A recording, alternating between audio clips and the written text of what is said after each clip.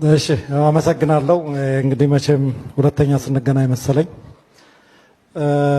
የምክክር ኮሚሽኑ በእውነት በመጥፎ ታይም ላይ ነው የተሾማችሁት። ህወሓት ስልጣን ላይ ተወግዶ አብይ ሲመጣ ቢሆን አትሊስት የሆነ ፍሬ ታፈሩ ነበር።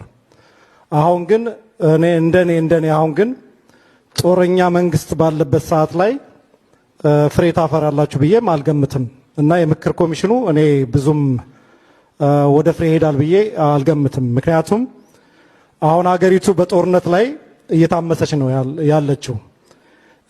የሌላ ሀገር ወራሪ እንደመጣ ሁሉ በአማራው ላይ ድሮን፣ ጄት፣ እግረኛ፣ መድፍ፣ ታንክ የሀገሪቱን ጦር ሰራዊት እንዳለ አማራ ክልል አስገብቶ እየጨፈጨፈ ባለበት ሰዓት ላይ የምክክር ኮሚሽኑ ኢፌክቲቭ ይሆናል ብዬ አልገምትም።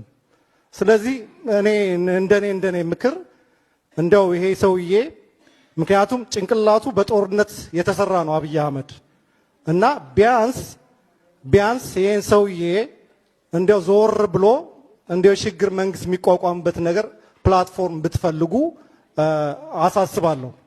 ሌላው ምንድነው እንደምታዩት ህወሓት ስልጣን ላይ በነበረበት ሰዓት ላይ በትግራይ ስም ተመድቦ ያው የትግራይ መንግስት ተብሎ በትግራይ ህዝብ ላይ ነበር ጥላቻ ሲነዛ የነበረው።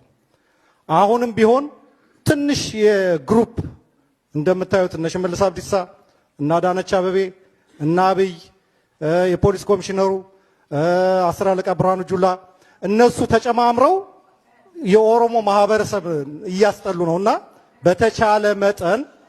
በተቻለ መጠን እንደው ከዘረኝነት ነፃ የሆነ መንግስት እንዲቋቋም አገሪቱ የምትፈልገው መንግስት እንዲቋቋም ብታሳስቡ።